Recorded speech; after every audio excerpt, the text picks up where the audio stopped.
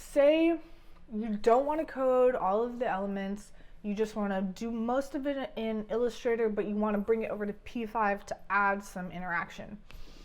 I'm going to show you how to do that. So we've already uploaded all of our layers here that we made in Illustrator here. Basically, I just want to pull them all into the sketch. So I'm actually not going to use text since I made layers of text. So I'm going to get rid of that. Just going to get rid of the fonts for right now. And I'm stuck here with just my background image. Everything looks good. I'm going to get rid of this background function because I don't need it. You could create multiple variable names by just putting comma. So like if they're all in the same sort of family of variables, just comma b image, and then we can go here and we can say, well, what's next? Probably like the header image, right? So we'll do header. We got a header and a background, a big circle. So B C for big circle, MC for middle circle, and SC for small circle. I'm just going to start there. So I'm going to change that because it's not just my background image anymore, it's going to be my layers. And in preload, I'm just going to copy this and paste, paste, paste, paste. Because I have 1, 2, 3, 4 more variables, and I'll rename it. And then change the name. So header PNG for the second one.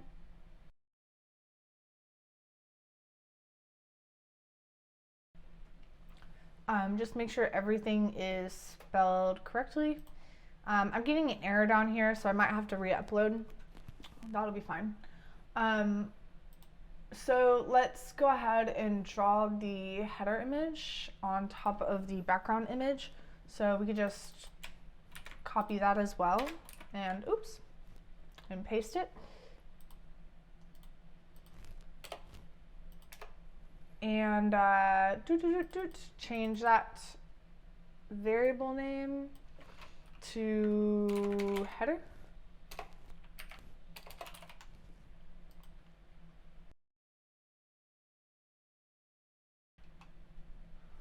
Cool.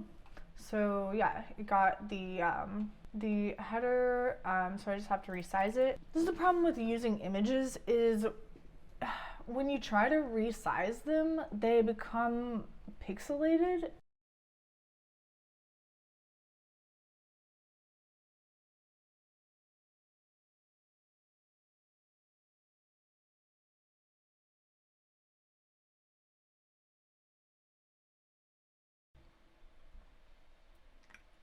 Cool, so I'm just moving the images around to try to like put them in the right spot on the canvas. And a problem that we're running into with loading these layers is that the images are blurry. And even if we're turning a big image into a smaller image, it's still going to be blurry in P5. And I only know a little bit about this, but I think it's due to like the fact that when we redraw the image here in the draw function, the memory that P5 has of the image will shift. So it's like drawing over and over and over again, and it's remembering the last image size. So it just loses quality, basically, is all you need to know. So we're going to try to fix this by going over into the references here and using the image function with the 5 parameters instead of 3 parameters. So 1, 2, 3, 4, 5. So we'll use this one here. And here's the parameters. So you do your name and the x coordinate of the upper left, y, and then width to draw the image, height to draw the image. So perhaps instead of using resize, we'll use this here. So let's try commenting out the resize. And instead, we'll add the size here. So yeah, so this, instead of using resize, let's try using the 5-parameter image function. That seems to work better. So you want to do it like one image at a time, just make sure everything is working the way that you want it. And then the header, we'll do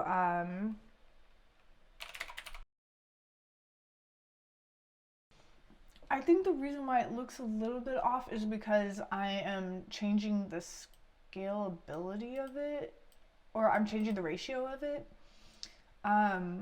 So you might have to tweak those numbers.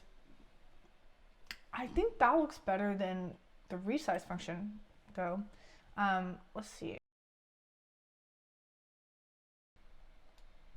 Yeah, it's definitely better. So let's stick with that instead of doing this resize. But I think both are still good to know. That looks a lot better. And then, yeah, if I wanted to make it perfect, I would just make sure the ratio was like correct. Cool, I'm okay with that for right now. So let's do this to all of our images. Cool, not bad. So for the X size and the Y size, you'll see I'm not using width for both when it comes to scalability. So like say I want the size to be like 500. I just want to drill this scalability thing into y'all's head. So that's decent, right? Actually it's not perfect, so we'll make it maybe 400 by 400. Okay. And I just want to show you what that looks like if we try to share it. So it's smaller than what we want, and you'll see that the text is scalable. So the text actually scaled up a little bit, but the circle, if we look back and forth, it's bigger here and smaller here. So it stayed at 400 by 400. So that's why we want to scale this. So we'll do width times 0.4 and see what that looks like. And then for the Y, we'll do height times 0.4. Too small, so that looks pretty good.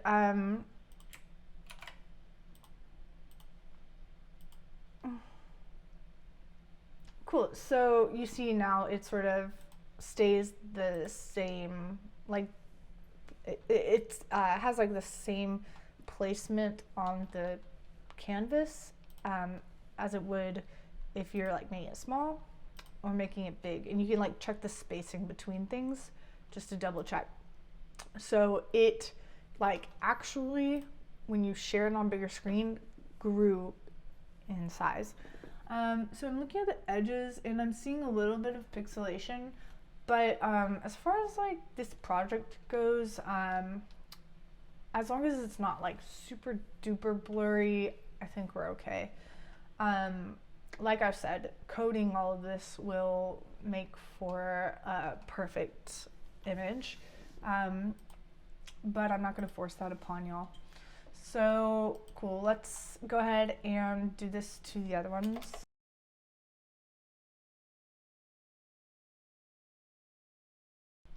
So you can go edit and tidy code to fix the spacing. Since we're not going to use this actually, I'm just going to delete it. Delete the resize. And cool. So I need to move the small circle up a bit. And now we can go ahead and add in the rest of our images.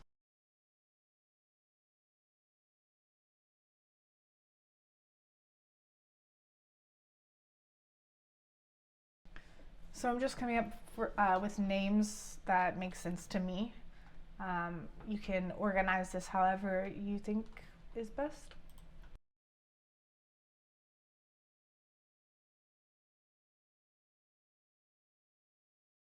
Right now, another issue that I'm running into is having to upload all of these images in a very manual way.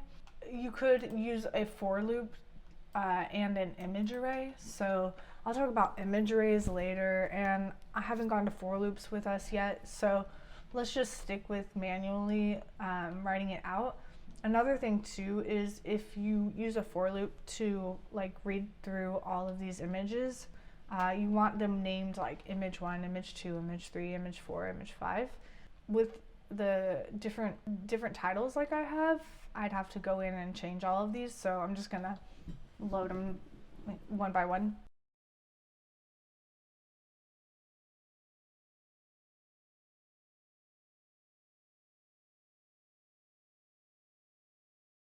So I just double checked by counting all of these loaded images, which is 14. There's 14 variable names and 14 downloaded images. So I got them all in there. So now I'm just gonna go into the tedious task of drawing them to the canvas. And once you find a good size for the text inside of the circles, or if you're if you're reusing that size for multiple things, which is what we're going to do, you want to make a variable out of it. So this seems okay to me. So I'm going to do text 1 size for this, and I'm going to go Control X to copy that and do text S1, text S1, and in the setup function, I'll do text S1 equals that size, and I'll do text S1 Y. So we need an X and a Y size. So for the text S1 X, we'll do that, and then for the Y, we'll use this.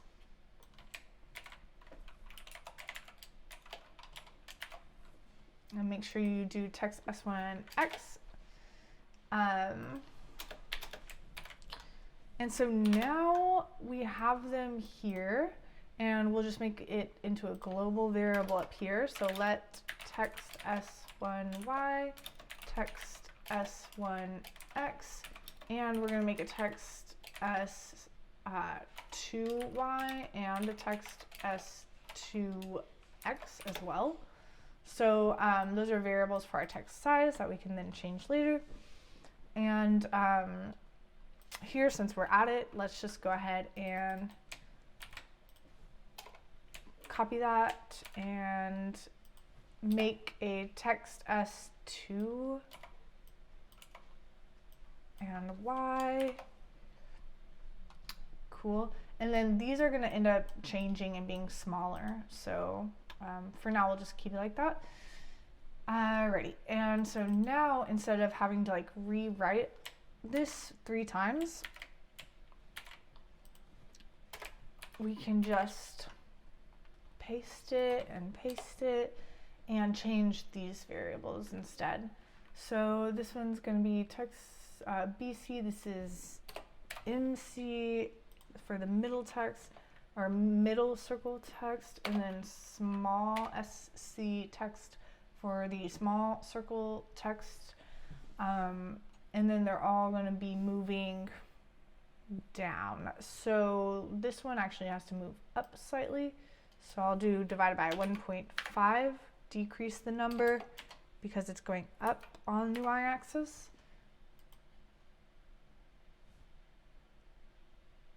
Oh, psych. Let's move to multiplication. So 0.4 I think would be good. Yeah. Okay. And then medium text, we've got to move it down. So we'll do height times 0.5. Oh no, more. 6.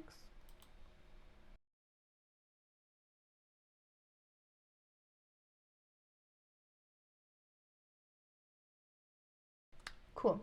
So now we didn't have to change all of this, we just had to change the placement here. So that's nice. So let's just copy all of that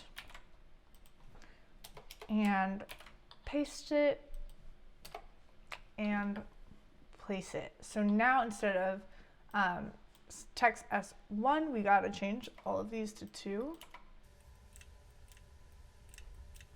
and change the variable name to 2. So it'll call our smaller text, and we just want it to move down on the y-axis, so we have to increase this number slightly. So let's just see what like 5 looks like. Whoa. Oh yeah, and we have to go up and change the size here. Oh, and you can press this auto refresh if you don't want to press play every time. If you're just doing like tedious little changes, so you make the change and it just auto refreshes. Okay, so be careful whenever you're like placing things. So I put the 940, I put them in the wrong spot, like the small text and the big text. So we can just like go and change that real quick. So BC text 1 actually should be at 0.8, and this should be at 0.4. And then the small one, it should be, this one should be 0.8 for right now, and 4.5. 325, 40, okay. So let's just double check. Yep, looks good. 2000 is fine for right now. I'm not trying to make it perfect at the moment. Okay, so let's go ahead and change the placement of the these 2 here.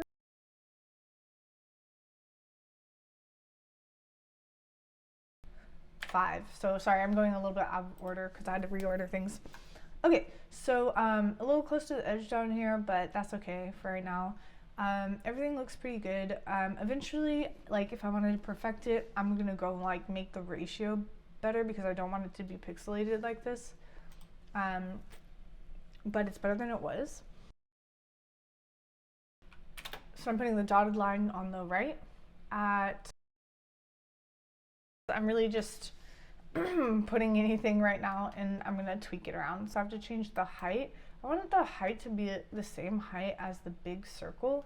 So I'm gonna come up to my circle size, big circle. What's the height here? And just copy that.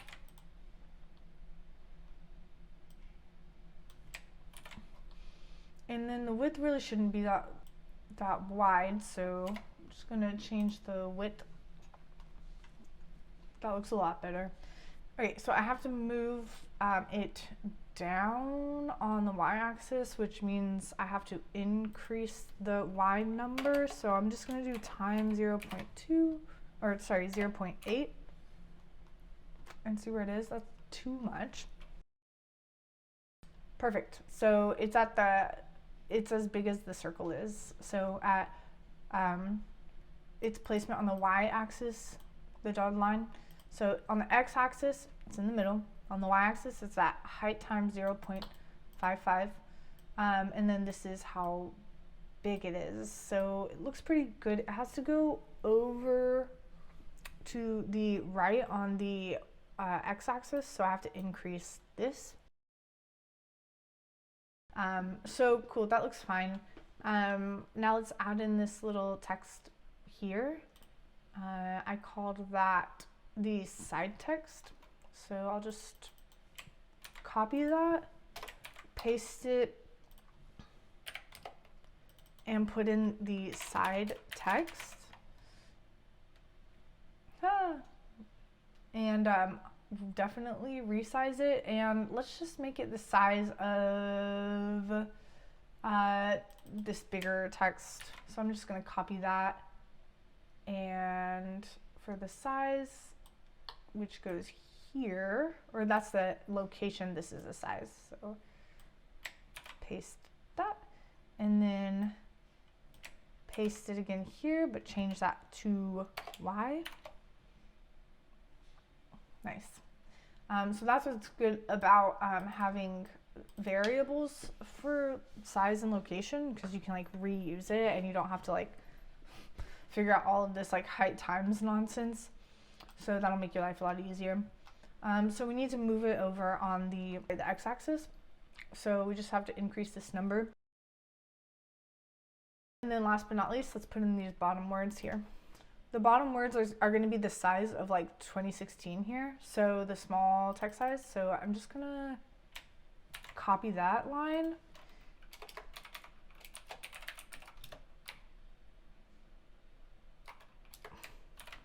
And paste it, and change this to bottom words. And right now they're at this location, so I gotta move them down.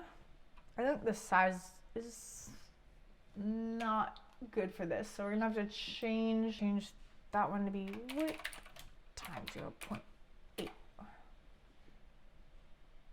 There we go. So it's actually going to be bigger because it's like 2 words in one image. So it's going to be about the size of the canvas width actually. So maybe 9.9. And then move it down on the y-axis. So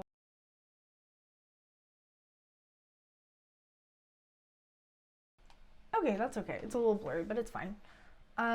Cool. So that's like using images in layers to create my graphic composition. The cool thing now is we could actually play with making this interactive. You could do it to where only the text shows up if you click in. So all of these images that hold some sort of text or anything that's not the background or the circles, I am going to make into a function, which y'all should have watched by now. And so I'm going to control X all of that, and I'm going to say function info text. In my info text, I'll paste everything, and I want to display my info text when I click on the canvas.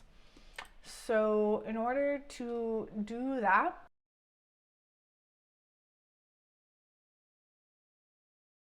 function, let's go ahead and do an if statement. So if text show, and that's going to be a boolean that I'll create in a second. So if text show is on, and all you have to do is do if text show, then draw my function info text, which you don't have to name info text. You can name whatever you want. So if text show, draw info text, and then function mouse is pressed will turn on text show. So we'll do text show equal true. And a boolean, I think y'all know what it is by now, but it's just like a switch that you switch on and off and on and off. And so if it's true when mouse is pressed, I just have to come up here and create my boolean. So I like to just do 2 front slashes, and booleans section is here. And I'll do, in JavaScript, you don't do bool, you use let. So let show text equal false, because I don't want it to show in the beginning. Oh, sorry, not show text, text show. There we go. So it's false, so you can't see it, and when the mouse is pressed, if you do a function mouse press, so let's take this text equal true and put it in the mouse press function. See if that works. and it does. Cool, so when we come over here, we can just click on our infographic and it shows our text. So the reason why it's not going away when we click and click and click and click is that when we've got this function mouse pressed text show equal true. So as soon as we click it, it equals true and it never turns back to false. So instead of doing text show equal true, we will just do text show equal not true. So, or text show equal not text show. So you use the exclamation mark, you do exclamation mark text show. And basically what this does is it just like flips the switch on and off. So instead of going from a switch that is off and like flicking it on and it never being able to come back down again, now text show equal not text show. So if text show is false, then text show equal not text show, which is true. If text show is true, text show equal not text show with it, which is false. So now you can go flip, flip, flip, flip, flip, flip, flip. Every time you press the mouse, you know, it changes. So we'll just press play, or it does auto refresh. So ready to go. So we click it and then we can click it again.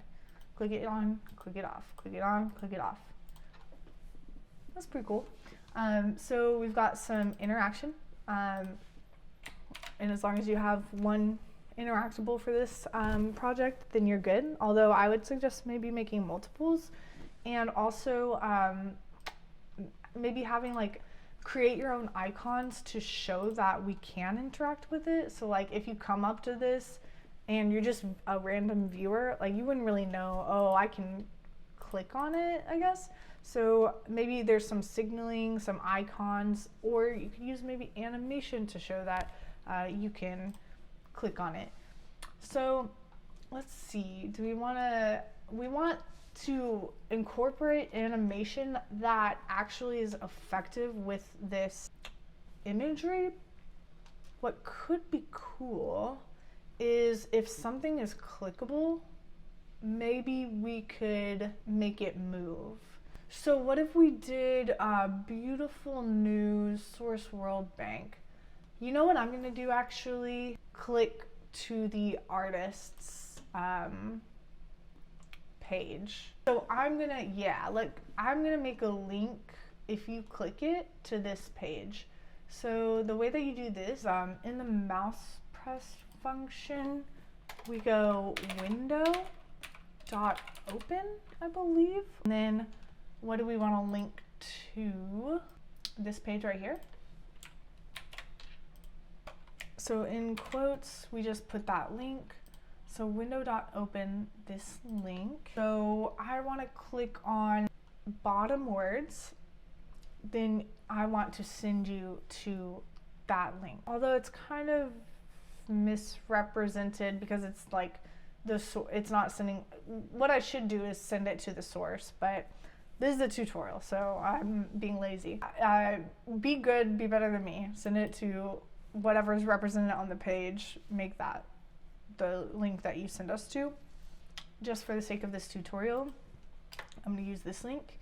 And so if side the mouse press, if mouse X is greater than or equal to the location of, window.open actually needs to be a lowercase o. If mouse X is greater than or equal to this location right here, to width times, on the width it's like 0.2, and mouse X is less than or equal to width times 0.8. So this is writing out here. If I go from my mouse X, so this is my mouse on the X axis, and it goes over here. So if it is greater than this and less than this, it should be clickable. And then we have to do that same thing for mouse Y. We'll do another and if mouse Y is greater than or equal to height times 0.95, and mouse y is less than or equal to height. So like the if mouse goes to all the way down to height times 0.95, or the height of the canvas, so in between this zone and about this zone where the bottom words are located, right? Then it will send me to this link. So I'm gonna control front slash uncomment that out. Oh, I didn't put the parentheses, cool. Let's try that out. We've got this mouse clicks and we're showing text. Woo, woo, woo. Now, if we click down here, it'll send us to this link.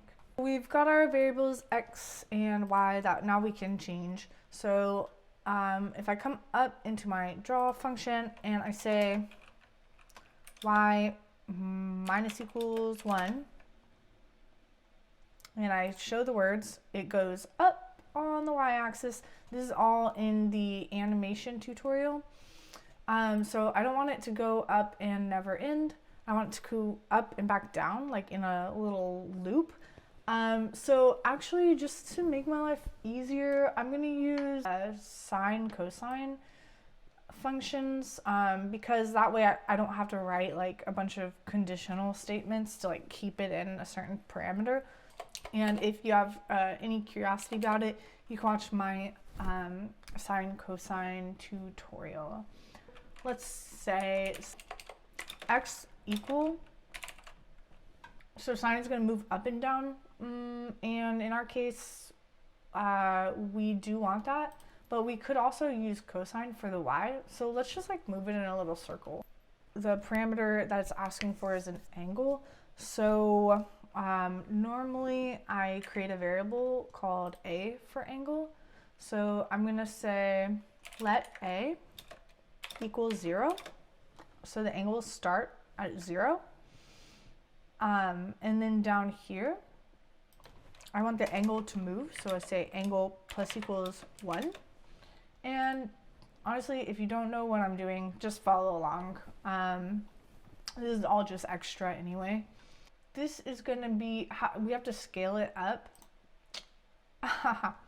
Okay, so you see it's like moving a little bit. That's because we made this a variable. If we just say 5, then it's not going to have that like animation. It just like moved over. So having this angle as a variable allows it to make that movement happen. So I'm going to say a plus equals 1. We could do like times width and see what happens there. Woo! So that's like a lot of movement.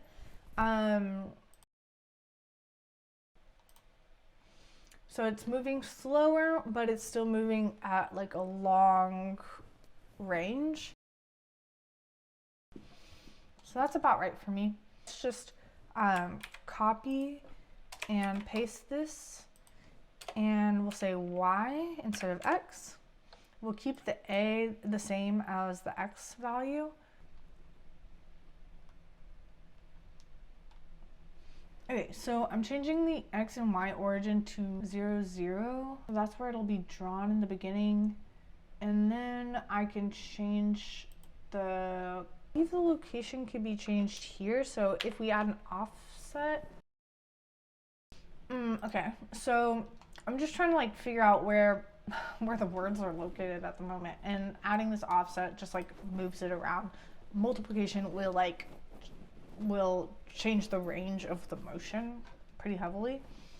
So you can use like the addition and multiplication in this case, but just make sure you put things in the right place.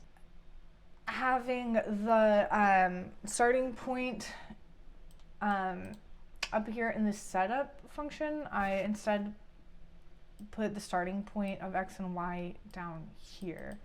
So sorry, that was a little bit confusing. I was figuring out what I was doing wrong. So now it's sort of like moving up and down at an angle. And we could maybe make like a second parameter called a1 to change the motion a little bit and maybe make this one a little bit slower.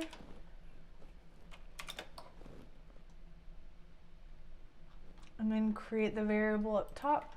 So let a1 equals 0 and see what that looks like. Not bad.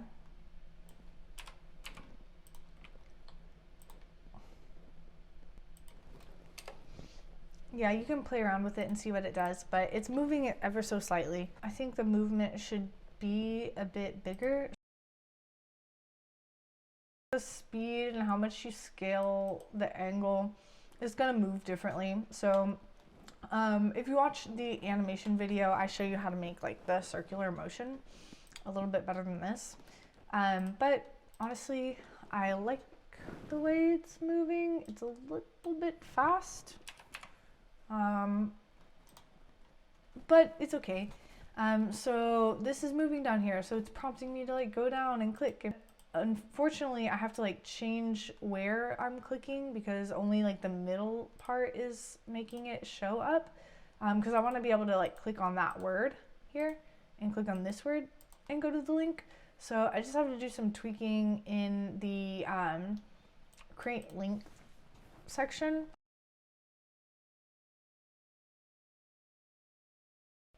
Perfect. So you're just like trial and erroring right now.